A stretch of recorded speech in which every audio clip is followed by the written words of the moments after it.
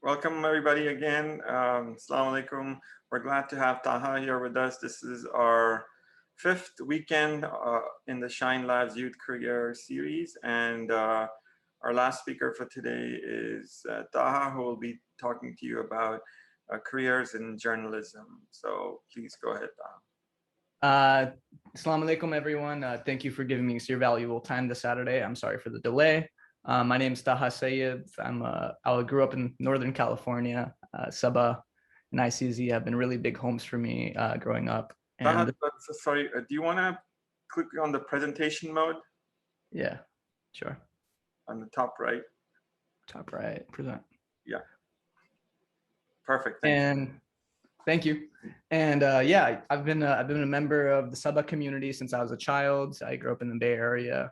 I went to California High School in San Ramon, and this is actually the first talk I've ever given talking about my career or what I do. So I'm very excited to be here and share this moment with you all. But growing up in, I guess, Silicon Valley, in a place where many members of our community take the route of being medical workers, engineers, and so on and so forth. I didn't grow up knowing any journalists. I am the first journalist I know personally, and anytime I have an opportunity to give some guidance or membership to people from our community, I'm happy to help in any way. So after this presentation, I'll share some of my contact info if you want to stay connected. But I think it's really important that we have people cut from our cloth going into these fields, and telling stories to not just America, but the rest of the world, because our opinions and perspectives are really important. And we often don't see that when it comes to news coverage, when it comes to telling stories, and in the stories we see in Hollywood and in music and so on and so forth. So this is my path in journalism. For my introduction, I just kind of pulled my LinkedIn to kind of give you a general idea of what my trajectory was as a journalist. If you start at the bottom left corner, that was my first position. It was when I was in college. I used to go to Rutgers Newark, which is based in New Jersey. And I started interning at MSNBC in 2015 during my freshman year. I was lucky enough to have an opportunity to have an internship over there. And that's how I really got my foot in the door. I decided to go to school in the East Coast from California because I had this idea that a lot of the big major news companies are all based in New York City. So my intention was to land somewhere where I could commute to New York City and close enough and just kind of stay in the loop and be able to kind of work various jobs, building connections and trying to really keep my foot in the door. It is kind of a really hard glass ceiling to tackle. There's a lot of elitism in the industry when it goes to, going to top schools or being in top journalism programs. And there's a lot of elite schools that have specific pipelines. It's various companies such as NBC, CBS, CNN. So, I was trying to find a way to just be present geographically and be able to kind of work my way in that way. So MSNBC was an incredible opportunity. And I was a political science student. I didn't study journalism at all. So I figured there needed to be a way for me to learn all of these skills that I wasn't learning in the classroom. And the internship was the way I did that. And, I came in during a time when ISIS was really expanding in the Middle East. There was a lot of bombings going on, such as the Brussels attack, the Paris attack happened during that time, and it was really dynamic. So the first show I worked for was the show called Ronan Farrow Daily. And you might be familiar with Ronan Farrow. He's kind of a bigger journalist right now with the Me Too movement and whatnot. But I was basically a production intern over there. And we would just talk about story ideas. I'd be logging a lot of footage, which physically means like listening to videos and audios and typing it all out as you hear it. And it was really tedious tasks. But I also got to meet some really cool people and go on shoots with various, influencers and celebrities and politicians that he would interview. So I would go and help set up the cameras and get people water and pick up his dry cleaning. And that's kind of the nature of, when you're at an entry level first internship, that's kind of what you do in the industry. I stuck around for MSNBC for about 2 years. I was able to get that internship, meet some other people on other shows. And whenever I'd get towards the end of my internship, I'd go and see if anyone else was hiring, if there's any way for me to stick around, work through the summer, et cetera. And that's what I ended up doing. I was at MSNBC until about May.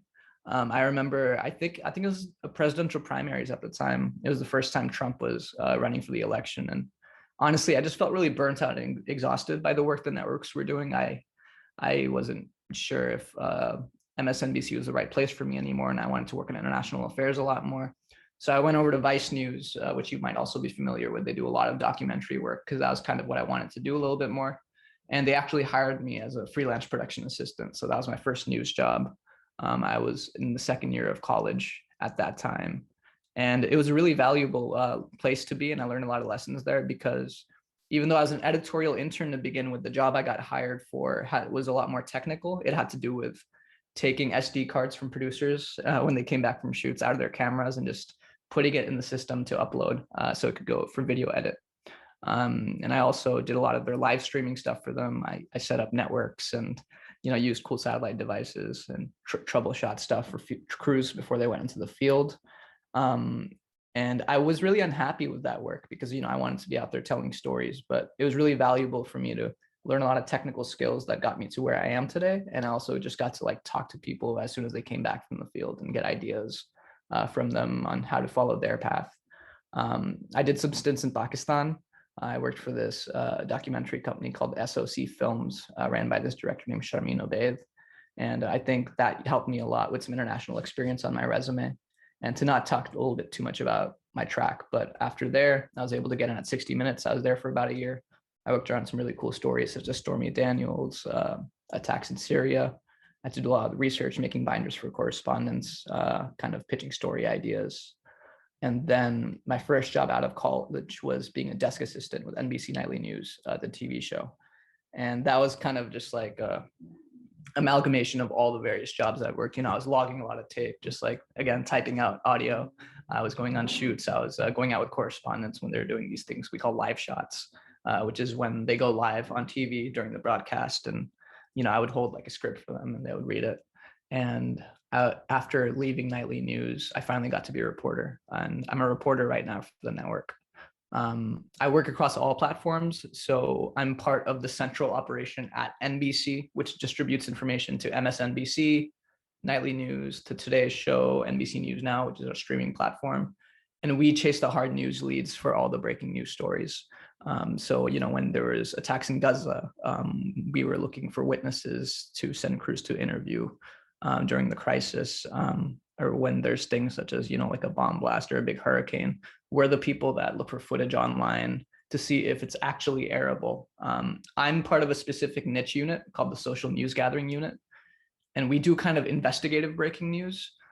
So what we do essentially is we look at footage and we verify it, and we tell producers whether it's airable.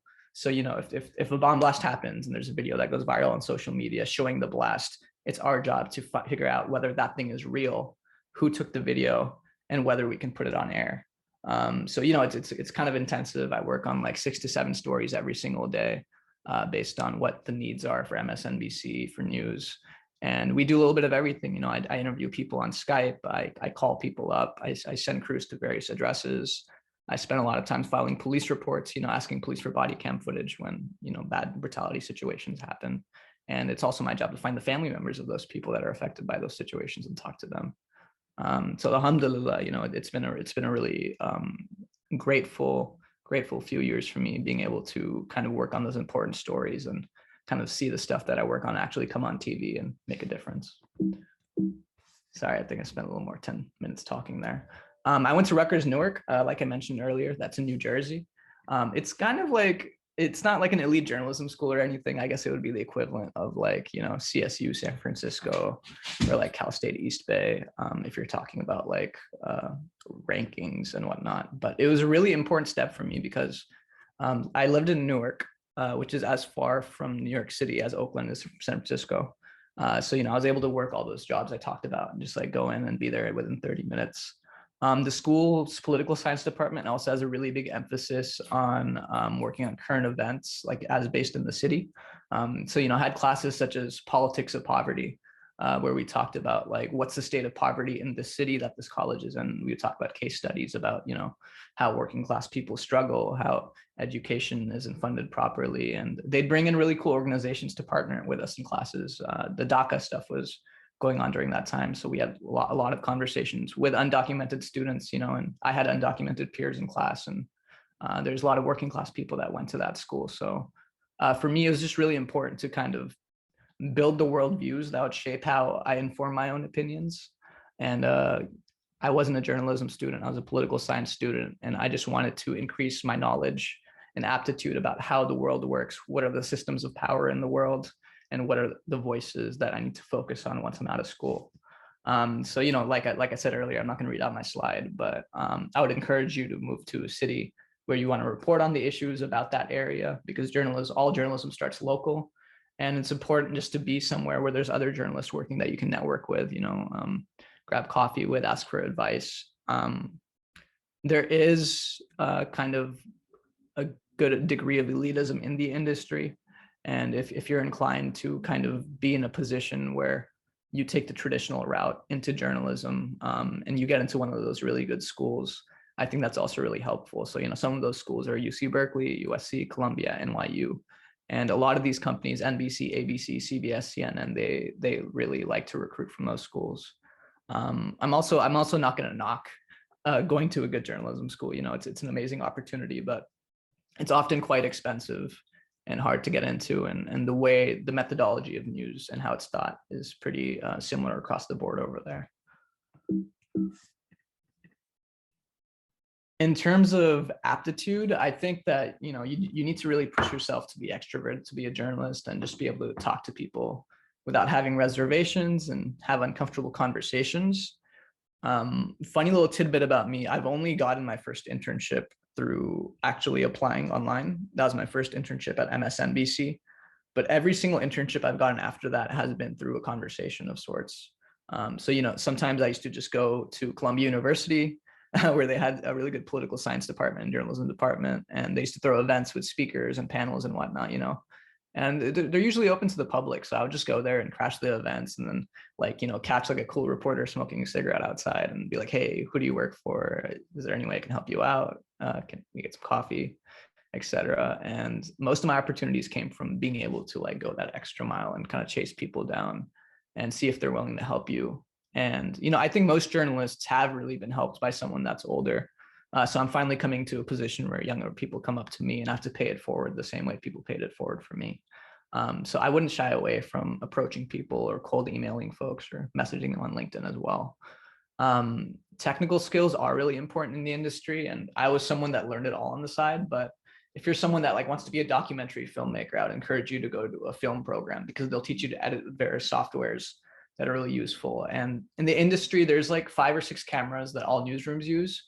So if you have a good understanding of how those devices work and how to shoot well with those cameras, you could really get ahead and find yourself in a field position pretty quickly.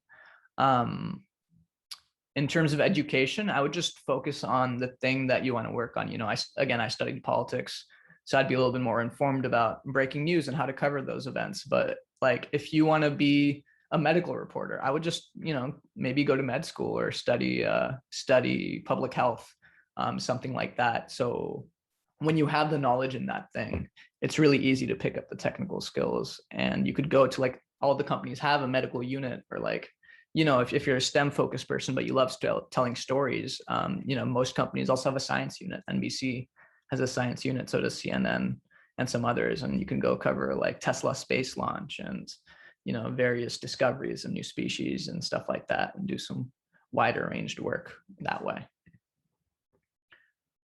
I think there's a lot of different things that draw people to journalism. My main motivation was really just, bearing witness to what's going on in the world around me. And I felt that a lot of people that did get the chance to bear witness when I was younger weren't spinning stories in the way that I'd like to see them, or I wasn't seeing the voices that I knew in my daily life in the news. So I wanted to be in a position where I could, travel, see new things, and just kind of open my own mind and expand it, and everyone's kind of got their own philosophical path. And a lot of my relationship with divinity and religion also has to do with, increasing my experiences and interactions with the world around me. And I do feel a lot closer to God with the more stories I cover. I think that a lot of different things make people tick. Some people just want to be in an influential position in society, and that's okay. But other people want to be able to work for a specific company, or eventually work in communications or something like that, and that's fine too. I mean, you can work in broadcast news for 5-10 years and becoming a press official for a senator or something like that. And that's a perfectly valid route. But I would say curiosity is really the most important thing. If you're someone that keeps asking questions about society and the world around you, whether it has to do with like local elections in your district or about how like taxes are affecting your community, whether COVID is affecting specific industries, et cetera. I think that you're in a really good spot to keep asking those questions and doing it in a professional manner. And you just really have to be persistent. I've been denied many jobs. I've been turned away at many opportunities. And even now, every day's a fight when I'm fighting for stories at work, at meetings, when we're trying to get ahead on things. You just have to be persistent and trust your gut. And a lot of times in journalism, you will be the only person that believes in your own gut. For instance, with the Uyghur camps in China, that's something I've been pretty loud about over the years with executives, with editors, and nobody really thought that, it was a good story, or not that it was a good story, but it was a possible story to cover. And it took me about 2 years of, really just being persistent about annoying people with it until our investigative unit finally did a piece and brought me on. And they're like, oh yeah, Taha's been bothering us about this issue for months. And they're like, all right, kid, what do you know?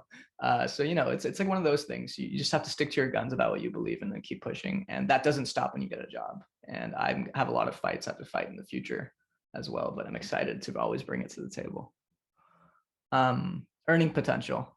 Journalism doesn't really pay well. And I think it's one of those jobs you have to really reconcile with and, just do it out of love. I like being transparent about salaries because a lot of people aren't transparent about salaries in the industry. So I made about 45K on my first job at Nightly News, and I make around the 60 range right now. Which is okay for like a good single person comfortable life if you don't have student loans, but it's really not enough to live a good family life in America. And I think that's really something to consider. So if you have a partner that's earning a lot of money and you're able to live comfortably that way, that's important. Or if you want to have a side business or something like that as a journalist, I know plenty of people that do that. There are companies that pay a lot, like the New York Times. I think their median salary is probably in the 110, 120 range, but there's only like 100 positions like that in the world where it's actually like that. If you rise up in the companies such as CNN, CBS, ABC, you can get to a spot where you make really good money. But again, that's never a guarantee, and it's pretty competitive. But the one thing I would say about earning potential in journalism is another reason I like to be transparent about my salary is that a lot of other people aren't. And there's been a lot of conversations this last year about, race and how that affects salary and opportunity and how that affects salary. And in my own experiences, I've seen, people of certain races it seemed to be revealed that they're making a lot more money, et cetera. So, I would just, if other people that work in news, I would ask them to be honest about how much they make. And when you get to the opportunity of getting a news job, you always negotiate upwards because someone or another is always going to be trying to devalue you because journalism budgets are small. It's one of those jobs where there really isn't a work-life balance. If you're a reporter, you're a reporter 24/7. So, a lot of times, like I have a technical shift that I work, but if I'm working a story, I'm happy to take a call about it anytime. Obviously, there's moments where you're busy with family and friends and stuff, and you just text someone back and be like, hey, I'll get back to you. But if I'm pursuing something, it's nose to the grind the whole way until the story's over. And I would say I typically spend about 50 hours a week on the job. And I spend about 5 hours like just doing research on my laptop, chasing sources, just like reaching out on videos I see in my Twitter feed, being like, hey, I don't think we've covered this. And that is a lot of the job. It is kind of mentally hard, depending on what your brain looks like, to deal with breaking news. There's a lot of burnout in the industry, and we work on some really hard stories. I mean, I have some pretty hard conversations every week about people going through really traumatic events, and you really have to take care of yourself when you're in that position. So I like doing things like running. I run a lot. I'm part of this boxing group, and you just kind of find different ways to cope with it and work with it and keep a healthy mind. And that's really important, because you want to be sharp on the job and you want to be able to do justice to the stories that you're working on and assign. Geography is interesting. Like I said, I picked going to school in New Jersey, which was close to New York City, to have proximity to breaking news. So that was a really big consideration for me. If you want to kind of just look for a small breakdown of what the news ecosystem looks like, I would say DC's somewhere where all the hard politics reporting is, and everyone has a DC bureau. NBC, CBS, CNN, Al Jazeera, etc. San Francisco is kind of the home of financial reporting. So, you know, if you want to work at Bloomberg or CNBC or something like that, they all have offices over there. And, you know, those kind of jobs are like covering gadgets in the tech industry and kind of the politics of the tech industry. If you want to work international, London is really the spot to be at, because that's where they dispatch people to the Middle East stories, to the European stories, and some of the international American ones too. Like if you're a State Department correspondent, it's likely that you're in DC, but if you're someone that covers politicians and diplomats, you'll probably be in London. And we actually have a lot of folks out in London. I think half my team at work is based in London, and they do stuff like, you know, responding to the Beirut explosion, and I'll help them out with that. But they're like really carrying the plate when it comes to that story. Or protests in Havana is something the London Bureau is working on a lot. And, you know, if you're into entertainment and TV, there's also like a really big industry for that. You know, TMZ, E! News, etc. And LA would be the spot to be if that's something you're trying to get into. Talking about trends, I think the industry is going into a really interesting spot that it's never been in before because of social media. And, you know, we've had social media influence our lives in many ways so far, but one of the main ways it's affected news is that we used to send crews out to various places in the world to go out and report all the time. But now you have people just posting videos on Facebook and Twitter and Snapchat, and that eliminates the need for crews to go everywhere. So a large portion of the footage that you see, you know, on the Today Show, on the evening news, etc., it has to do with footage that people have gathered on social media. And, you know, again, I said my department does a lot of like looking at those videos and seeing like, how do we source this? Who was it that was holding the camera when this thing happened? And is this person a good witness to interview because they were there? And we're kind of able to facilitate all of that without physically being there. And in that way, a lot of companies have expanded their departments of people that are desk folk. Like I'm a desk person right now. I don't go in the field all that much. And we're able to do a lot of the work from the computer.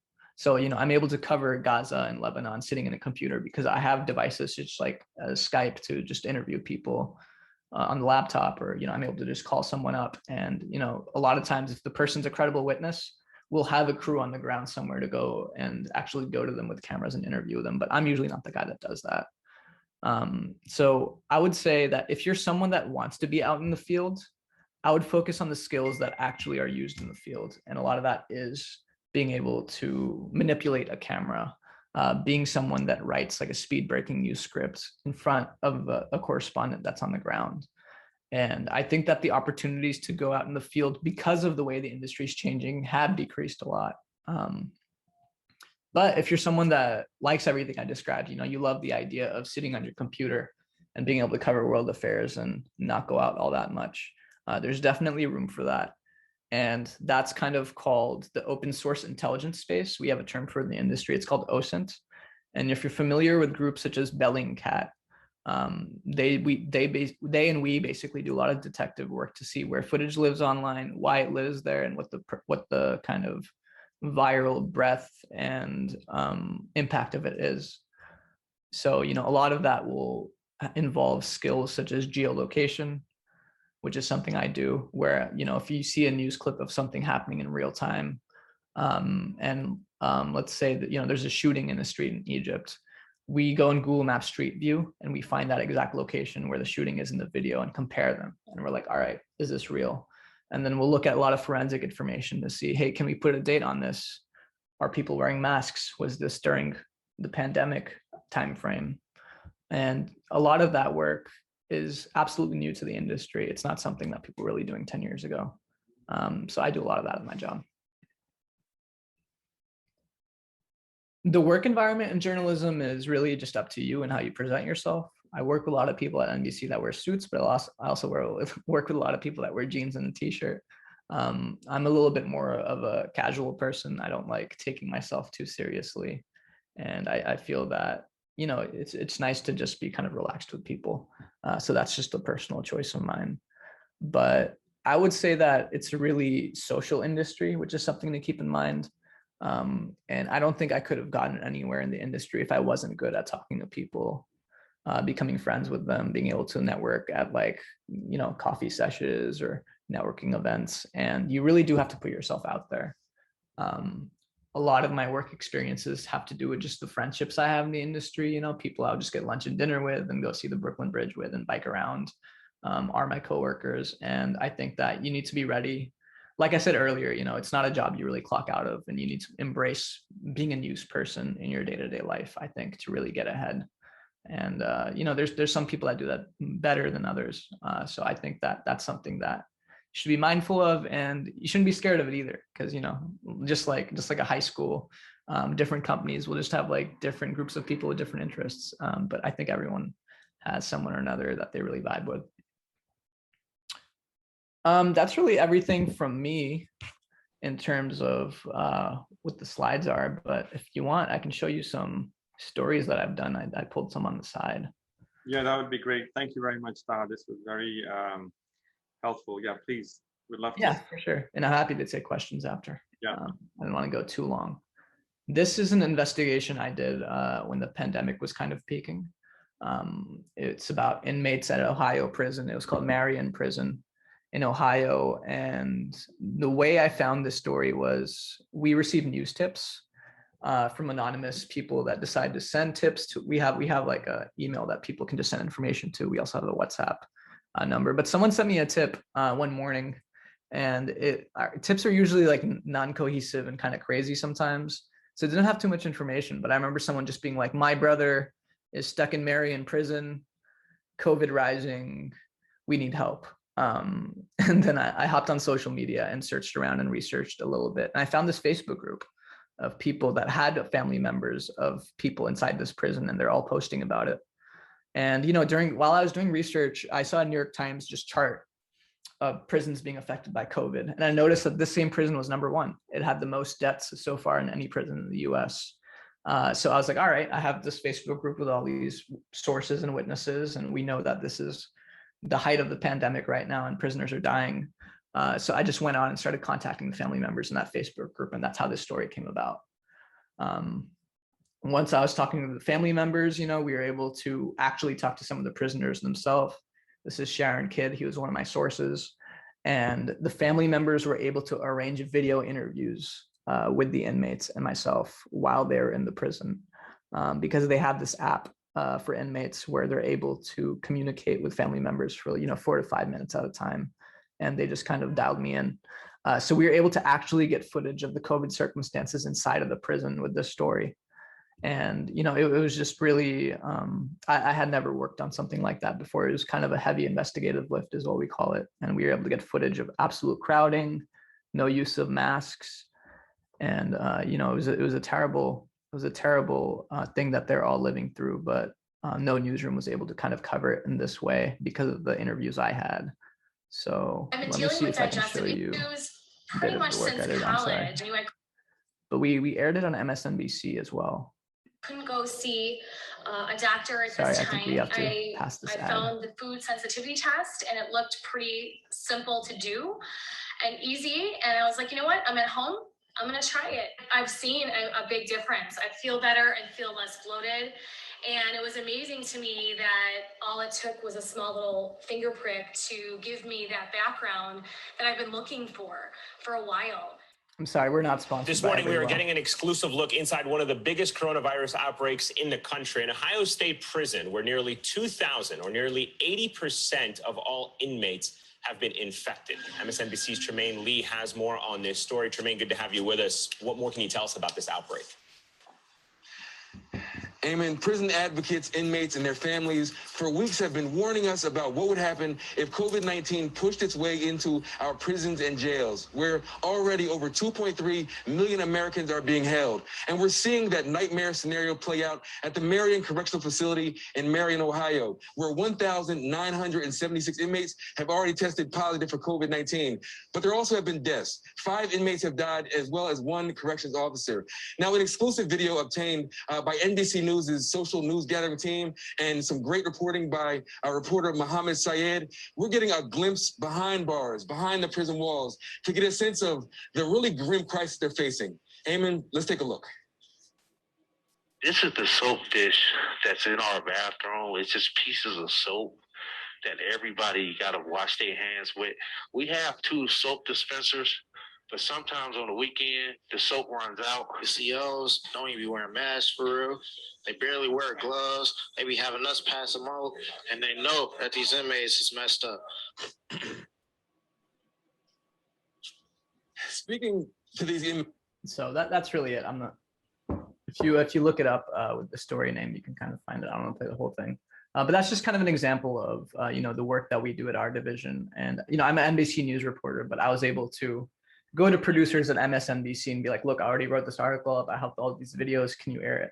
And they actually ended up airing those same videos 4 times in that same day. So Ayman, the video that you see on the website is Ayman doing it, but Chuck Todd also mentioned it, and so did Chris Hayes, I think, in the evening. And as like I was talking about a live shot earlier, he basically did a live shot outside of that prison with the information that I reported on. So that was one story that I was pretty comfortable with and kind of proud of. But unfortunately, I think that it did make some ripples locally, but it didn't really do enough to change the prison policy itself. And that's kind of the hope of solutions journalism, being able to tell stories that actually change the politics of our world. Just another small tidbit I'll share is I did this story pretty recently. I think it was probably about 2 months ago now, about a church program that was abusing teens that are inside of it.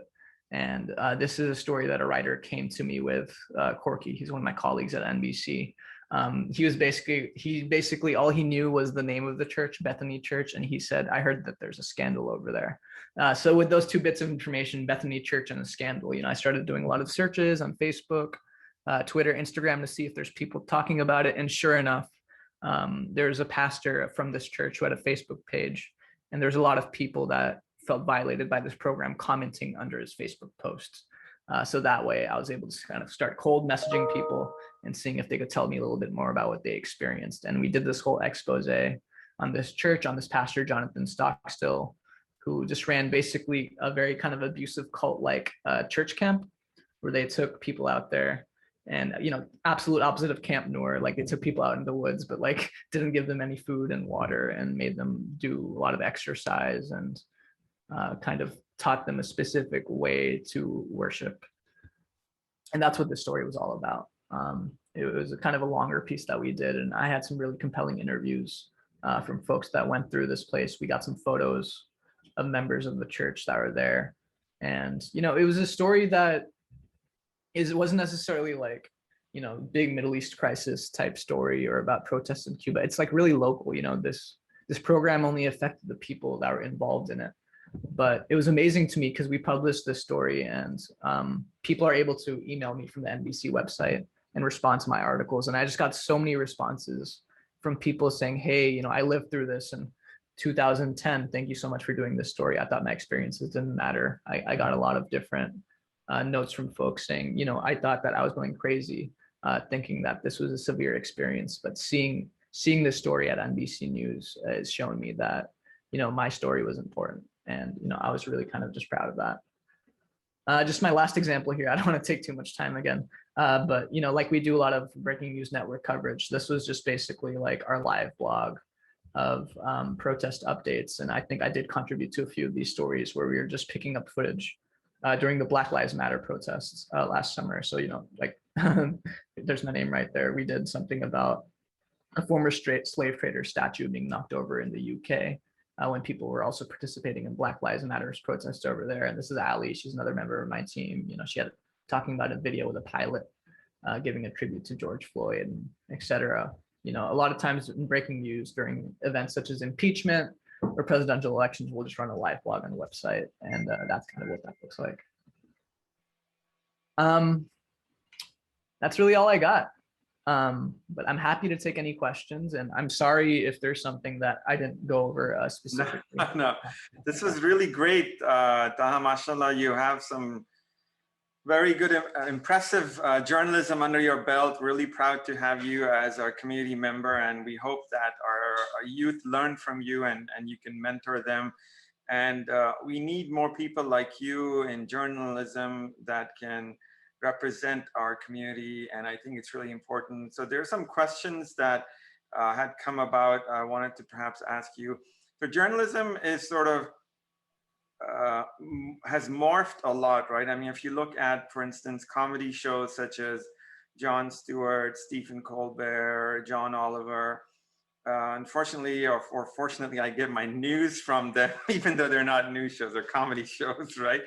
And then you've got, you know, like those explosive investigative journalisms, like the Harvey Weinstein story that was outed by the New York Times journalists. You know, I read the novel that they wrote about how they did that.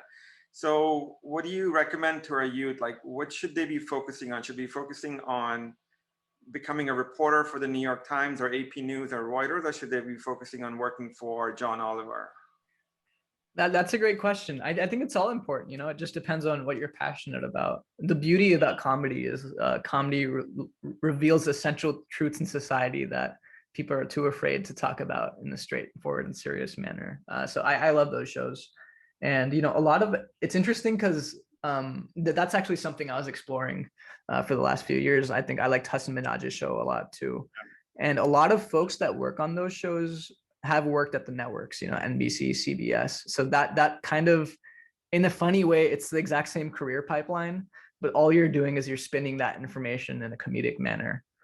So, you know, if comedy writing itself is your strength, I would just focus on maybe being more of a political comedian, and you can find yourself on a show like that. But if you just do what I'm doing and chasing breaking news leads, you're also suitable for a position on those shows, because those shows need people like me to say what's going on in the world during the meetings and say, hey, this is the important issue. And the kind of the beauty of it is I could do my job the way I'm doing it, but I'm also suited to be able to go on a show like that and be like, here are the news items of today. Got it. Okay. I kind of view you like, you know, when listening to your story, you remind me of Peter Parker, Spider-Man, you know, doing all those cool things with news and trying to sell the stories to Jonah James, who doesn't want to listen. But what is the, so what's the influence of politics on news? For instance, and I'll be more specific, like Fox News is often viewed as, you know, the bullhorn for conservative news, and then CNN for liberal news. So to what extent, like if you bring up a story about, let's say, the Uyghurs that you mentioned, right? And Fox News is not going to be interested in that. To what extent is there that pressure that you have to deal with, or the politics? As in, if I worked at Fox News? Yeah, or if you worked at, I mean, even MSNBC and NBC are liberal, right? If you brought up a conservative story about why vaccines are bad for you, which they're not, I'm just making that up to give you an example. They're not going to run that story, right? So do you feel those pressures, and how do you deal with that? Yeah, I feel those pressures a lot, actually. You know, there's plenty of things I want to talk about that don't get talked about on air. You know, like COVID crisis in India is still really bad, but the networks have kind of pivoted from that.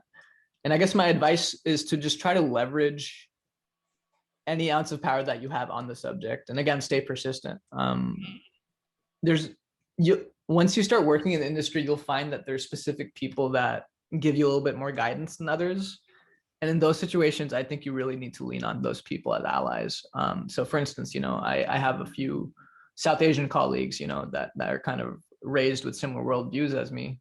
So, if I'm having trouble boosting a story, it helps to be able to go to that person and be like, hey, etc. editor didn't listen to me about this. Is there a different way that I can spin this story? Or is there a different angle I can come in with it where it's actually arable? Like for Palestine, especially, or an issue like that, it gets very politicized, you know, like it's often that I believe a certain way about the issue, but we need to report it in a very scientific, careful manner. And those conversations are always being had. like there's never a day where that conversation isn't being had. You just don't see it on TV because it's never a part of the final product. But I guess specifically on that issue, I've been kind of proud of NBC's coverage of it, because we do have some incredible people such as Ayman Mohyeldin and Mehdi Hassan on our team that kind of push those stories in really unique ways. But yeah, you just have to, I guess, not to talk too much and spin myself in the circles, but you just have to fight really hard for the thing that you believe in. And if the idea isn't a catch, then you need to make your witnesses a catch. You know, you need to be like, I have this person that's willing to speak about this thing, and this is the experience they went through. Or you have to find someone that has just really crazy video and be like, look, I've already ran this through the legal unit. I can confirm that it's verified. People need to see this. And with different higher ups, you'll find that they have different things that they're interested in, but you can often spin a story in a way where it is a sell for them. So, you know, I worked for a specific show where I had a boss that liked like really explosive content, but didn't care as much about the information. So when I was trying to push something, like I think, what was it? Oh yeah, it was protests in Iraq in Najaf at that time, you know, when people were getting shot in the streets. And I kept being told, you know, this isn't something that's suitable for American television. You know, we have a lot more going on that American viewers care about. And they really didn't want to do like a hard news script about it. I was like, all right, well, there's this Reuters video that shows people getting massacred in the square. Is that good? And it was a sell. So we did it that night. And, you know, kind of just figuring out who the person is that turns on the green light for you and what it takes for their light to turn on is kind of the puzzle that you have to play with every day as a journalist. Got it. And you need to know your bias. I mean, I have biases in my personal life about issues, and it's good to be self-aware of that and know how much you're projecting that as well. Because at the end of the day, I'm not here to push my opinion. I'm here to bear witness, and I must bear witness to what's right. And another follow-up question to that was relating to, you talked about US companies, media companies like MSNBC, you know, and NBC and New York Times. What about careers for like RT or Al Jazeera or BBC? How do our youth break into that? Or are they more beneficial for their career, or is it more difficult, or like what's your advice there? That's a really good question. Let me just think about that for a minute. You would break into those the same way that you break into somewhere like NBC and CNN. And, you know, that's either through an internship or through contacting someone that works there and seeing if there's a way for you to shadow or get a job there. But I would say the company that you work for really does influence your trajectory in the industry, you know, like where you're going. And I work with a lot of people that are formerly from Al Jazeera, which was considered like a very serious, which is considered a really serious heavyweight in the world. But by working at Al Jazeera, you're also kind of aligning yourself with Al Jazeera's politics. And I won't speak a little bit too much about what that is, but I think newsrooms such as Al Jazeera and RT have kind of a state sponsorship angle as well in them. You know, Al Jazeera is owned by the Gulf countries, RT is owned by the Russian government. And you will find yourself in a position where, you know, your next employer might be judging your background based on that. So personally, I've always wanted to do news out of America with a global focus. And I felt my credibility was best being at a big network such as CBS, NBC, or ABC. And I think that, you know, the difference between places like Al Jazeera and RT and NBC we're a little stricter with the standards at which we allow stories to come through. So there's things that you might see aired on those channels that we simply haven't aired because we haven't been able to verify it. We haven't found the person that took the video. We haven't been able to confirm with one of our correspondents on the ground that this is information they think is credible. And we are a little more hesitant with that. Not to say that those places are wrong, because Al Jazeera has the most people in the Middle East out of every network. So, you know, they work a little faster. But those are kind of the distinctions that you need to consider. And we haven't talked about local news at all, like, you know, NBC Channel 11, Bay Area, or Fox News Channel 2. But those newsrooms don't have anything to do with the large network company. I mean, NBC owns them. Sometimes I'll contact people at Channel 11 and be like, hey, can you send me that footage from that local news? Because the national network is interested. But those are autonomous operations, and they're incredibly important to the communities that they serve. So, you know, if you're all about the Bay Area, you want to see the Bay Area be a better place, you want to tell Bay Area stories, definitely go work for them, because you'll get a lot more opportunities a lot quicker, because there are less people over there. And you're able to kind of get promoted a lot quicker. And eventually, if you want to work for national news, like that's the most credible background to come from, being local to national. Sorry, I hope I answered that question. Yes, you did. Thank you. Your answers are incredibly clear. I guess that's a good thing about your background. We have Ali Hassan who has another question. Ali, go ahead. You can unmute yourself. Hey, Ali. I wanted to ask, like, you didn't mention like how much is your salary in the slideshow, so I wanted to ask about that. I couldn't understand you, Ali. I don't know if you understood. There was a background noise there. No, I'm sorry. One more time, please, Ali. Or you can type it out in the chat if you want. Yeah. Oh, I think you did. Would a degree help you get a job? Is that your question? Yes. Okay. Yes, definitely. I think the nature of America today is that most jobs do require a degree. But that being said, if you're in a position where you can't get a degree, that doesn't mean you can't work in news. What you have to do then is you have to go the technical route and, either become a camera operator, a really good video editor, and just apply for those jobs right away. But yeah, like for instance, NBC verified my degree when I started working there. And that's just kind of the nature of a lot of corporations. But I've also worked with plenty of talented people here in New York City that didn't have degrees, especially at a place like Vice News, which is a lot more kind of casual and orthodox and kind of anti-corporate culture over there. We had a lot of people that were just like school dropouts working there that eventually started making money and were like, I don't want to finish my program. I just want to do this right now. And I worked with a few of those people, or people that are just like really talented videographers and photographers on Instagram, like they have their whole portfolio already laid out on social media. And a lot of times higher ups will take a chance on folks like that. So I wouldn't discourage you from getting into news if you can't get a degree, but I think a degree is optimal for the experiences that it gives you and kind of the help that it gives you with technical training and like, philosophical training of the mind. All right, and we had one more question. This question was around mobility in your career. Like for instance, who would have thought that Tucker Carlson actually worked for CNN and PBS and MSNBC? But like listening to him on Fox News, nobody would ever guess. But he has successfully transitioned on trends of the industry and moved from those quote unquote liberal medias to Fox. So how important is that in your career to sort of be able to pivot your position for your career benefit, or do you get branded in a box and you're forever in that box? That's a really good question. I think it's a little bit of both, honestly. Your ideologies are as seriously as you promote them, So I actually know plenty of people at NBC News that have worked at Fox News, but they weren't posting about all of Fox News's views on social media during that time. For them, it was just a broadcast news job. So there's actually a few higher ups that have been from like a Fox News background during the time when, Iraq War was going on. Fox News is really in full swing, and their experience was really valued because they just worked at a large broadcasting network and they knew the workflows of what it's like to, pitch a story, come up with a day of air stories and write a script and work in the control room with all the computers and just broadcast live. And that's really the most important thing, honestly. And unfortunately, we just live in an ecosystem where like someone from one ideology can pivot to another one. I mean, I think Tucker was at MSNBC as well, for a little bit. And, networks ideologies change over time too. So I would say the important thing is don't put yourself in a box, and then you won't have to worry about it. That's really it. And I think with the increase of social media, we just have to be kind of wary about being self-aware about what kind of content we're putting out all the time, and a lot of times there'll be some really intense stuff going on in the world related to issues I'm passionate about, such as the Middle East.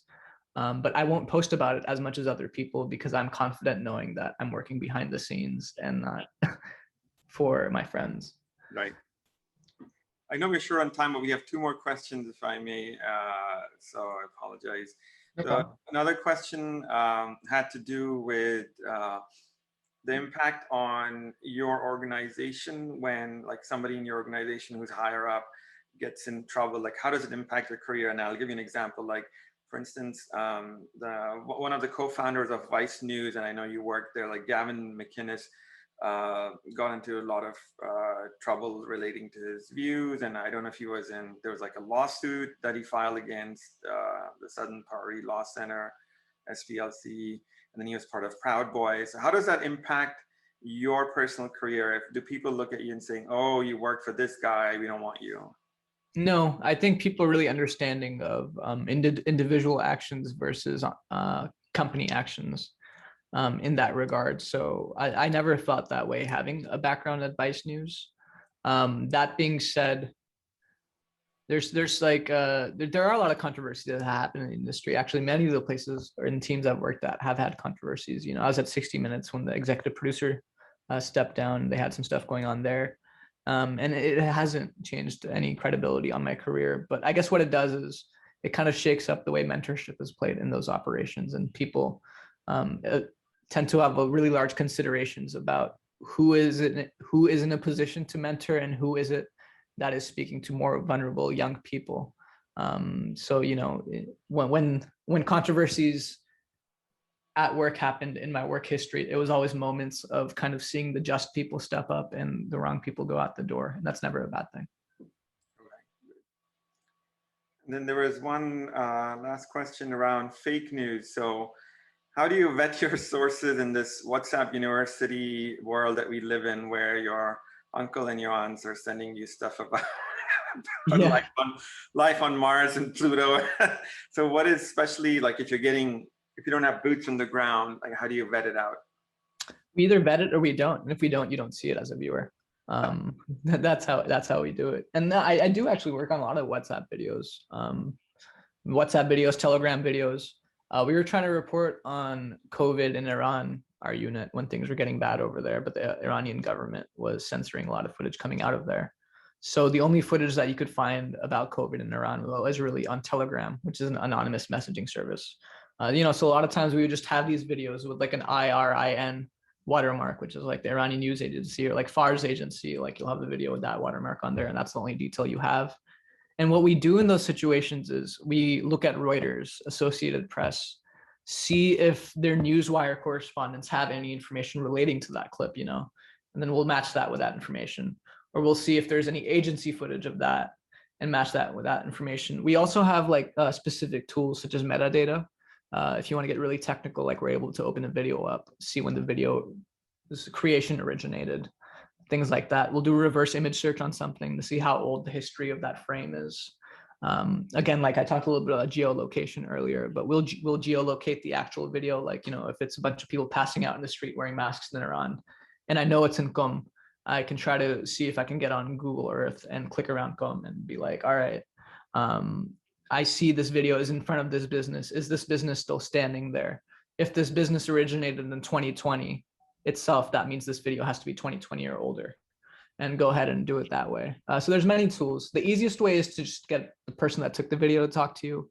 So it's when it's not a big Telegram video and it's like someone's viral video on Facebook, let's say a plane crash in Pakistan. If I'm able to message that person, tell them, you know, I'm an NBC News reporter. Did you take this video? Can you talk to me? And get them on the phone. I'll be like, all right, I know this is true. I trust their word.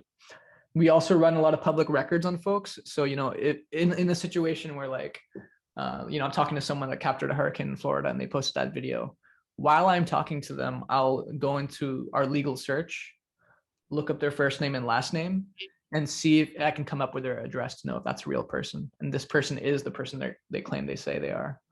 So there is a lot of just heavy, like very quick investigative work that goes into that.